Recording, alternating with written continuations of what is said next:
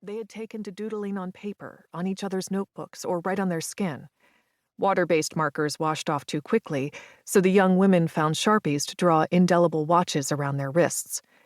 And in the fall of 2004, in the midst of an explosion of graffiti appearing on nearly every public park bench, abandoned building, and playground slide in their town, the girls used their Sharpies to draw on a few street signs.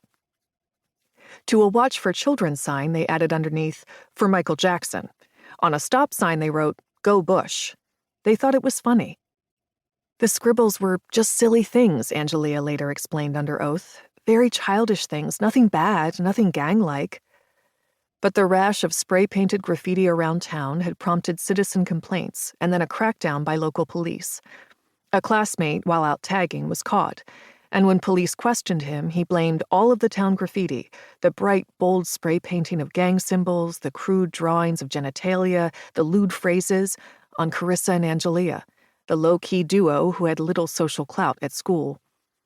Soon a police officer was calling the parents of Carissa and Angelia to let them know the girls would be charged with 86 counts of vandalism and institutional vandalism, or essentially every instance of graffiti defacing the town of West Pittston. A ridiculous claim, Carissa first thought, but several other classmates had signed affidavits accusing Carissa and Angelia of all charges, and those girls were also milling about the court hallway now. A councilperson was there to testify against them, too. Carissa's stomach lurched, as if she were climbing the steepest rise of the world's tallest roller coaster, minus that weightless thrill on the way down. She just wanted the moment to end.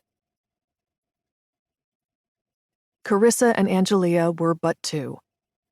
Many thousands of youths appeared before Judge Ciavarella during his time on the court from 1996 to 2009, entering one courtroom door, disappearing through another. In between, the man in the robe redirected young lives like a sorting wizard, with a booming voice and a stream of schoolyard sneers and put-downs. "Shut up," he ordered the mother of a teen he was jailing, threatening to lock her up too. "You sit down and you shut up," he snapped at a substance abuse counselor defending a first-time offender in a marijuana case. "What makes you think you can do this kind of crap?" he yelled at a teenager at the start of her hearing. He turned his courtroom into spectacle. The hearings, by state law, should have been closed, yet field trips of 20 to 25 schoolchildren jammed into the courtroom jury box to watch the drama. Teachers made arrangements with the judge personally for the tours as warnings to their students. The longtime chief of juvenile probation later remarked on the quickness of the hearings. "Zip, zip," she said. "That was it." The judge, after all, often heard 20 cases in a single morning, and court workers said he sometimes mentioned an afternoon tea time at the golf club. The same probation chief described courtroom antics, including Ciavarella's irrepressible passion for organized sports, interwoven with the serious business of juvenile justice. Wearing a NASCAR hat on the bench, with nervous families before him, Ciavarella paused proceedings to collect sports wagers from courtroom workers. And then, in the next breath, conducting a hearing and sending their child away, said the juvenile probation chief, Sandra Brullo, under oath. "I had a lot of concern about that." The judge asked one young woman which team she favored in a baseball game. She chose the wrong team, in his view, so he sent her back to detention for another 6 months. On another day, because he was in a good mood, Ciavarella sent a 15-year-old home. "He let me go because he won a bet on a football game," she later recalled. "He was feeling nice," he said.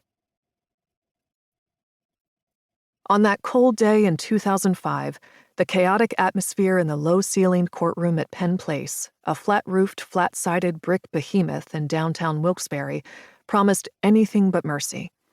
Carissa and Angelia stood before Ciavarella with their parents and a lawyer in a hearing that played out like a kangaroo court. The adult witness, the councilman, was unable to identify Carissa or Angelia. The remaining statements were deemed hearsay. The judge was highly distracted, and Angelia's mother later described the experience from the moment of her daughter's arrest as such a crazy case, because she had been forewarned, actually threatened by the arresting police officer, that a football game might determine the girl's fate. "The officer had told us that if she, Angelia, didn't plead guilty to every single charge," she later said under oath, that he was going to make sure she got to see Judge Ciavarella on a day that Penn State